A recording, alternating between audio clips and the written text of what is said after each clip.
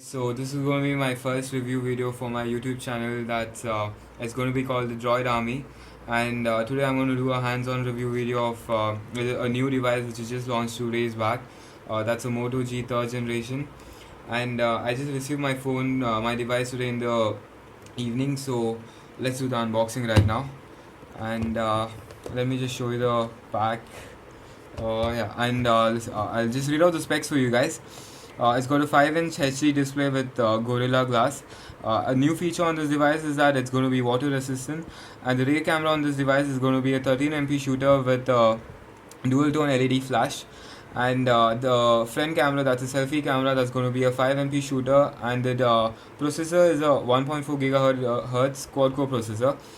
Also, this phone will be running the latest version of Android Lollipop. That's a Lollipop 5.5.1, and in my opinion, Google and Motorola, they've done a very good thing with launching this device with the latest version of Android, because every time a new version of a new software updates released for any device, after you update the phone, no matter which phone it is, you will face some sort of battery crisis. So this phone, I believe, is completely optimized, for the current version of Android. So I don't think it's going to face any sort of battery problems. Okay, so let's do the unboxing now.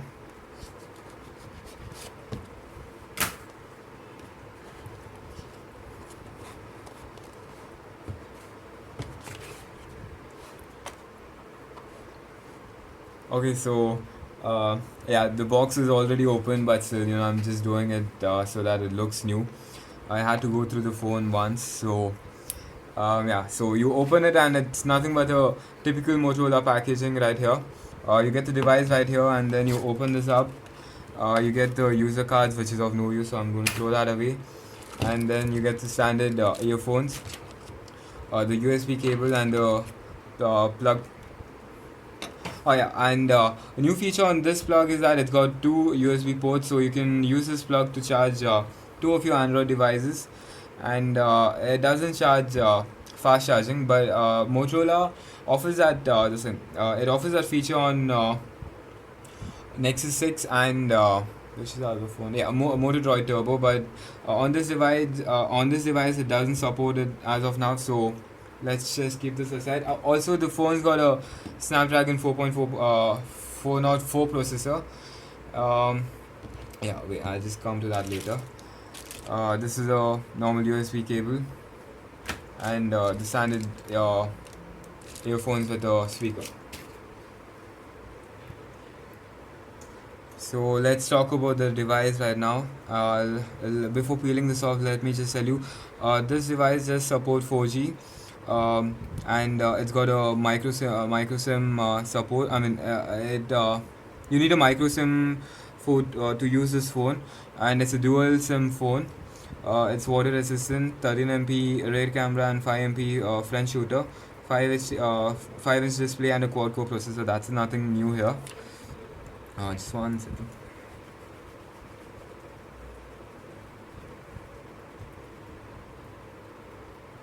Okay, so this is a device. This is a device itself. So let me just show you the thing here. It's got two front-facing speakers, and this is a selfie camera over here. Towards the side, this thing, it's a power on and power off button. This is a volume rocker right here. On the right side, on the left side, there's nothing over here. On top, there's a 3.5 mm headphone jack, and there's the first microphone's over here, and the second microphone, I don't know, I can't find it right now, but it should be there somewhere over there. And at the back, the back panel's been changed completely, because I've used a second gen Moto G phone, and it was quite slippery. But then on this device, they've done a very good thing, and they've given some sort of grip here, so it feels very nice in your hand. And they've given this typical Motorola design over here, the one you find on Nexus 6 maybe.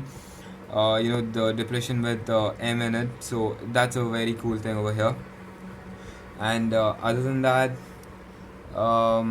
yeah, also there's a new feature right here. You can't see the blue light right now, but then when there's no light, and suppose you can't find the button, they've added this new feature. It's a small blue light over here, so it keeps glowing so that you can find the buttons right there. But then sadly I can't show it right now. What else is there? Also, talking about the design, the design's been changed at least, up to 80% in my opinion, from the second generation phone, because the side panels over here, it's been done very neatly. It's very nice. Uh, it looks like a standard device because, if you compare this to the second gen Moto G, it doesn't look that premium, but then this device looks very nice and it feels very nice in your hands. So and also this phone costs you around 13,000. That's for the 16 GB version, and it's available in two versions. That's a 16 GB version which has a 2 GB RAM, and a 8 GB version which has a 1 GB RAM. uh, in my opinion, you should go for the 16 GB version because it offers you a better RAM. So your apps or your games, they won't lag a lot maybe. And the device I've got here, it's a 16 GB version, and it offers you it gives you another option to insert another memory card, so it's expandable up to 128 GB. And um, uh, just few minutes back, I spoke about the Gorilla Glass thing, and I didn't specify what it was. So it's Gorilla Glass 3 that's used for this device, and also the back panel. Uh, you can change the back panel actually on this phone. Motorola offers a wide variety of back panels, which is very nice. So you can customize your phone the way you want it, and also this the metal strip over here. Even this can be changed. I'm not sure if that feature is available with this phone, because I'm not sure about that, but then that feature is definitely available on the new gen Moto X. That's a Moto X style. So that's a phone for you guys, and let me just boot it up now.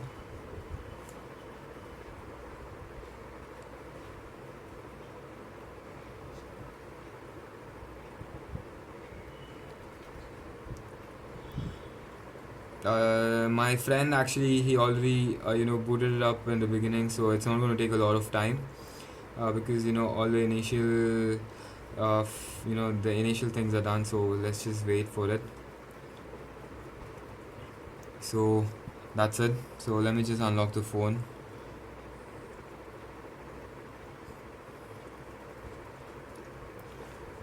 So let me just turn on the brightness. Yeah.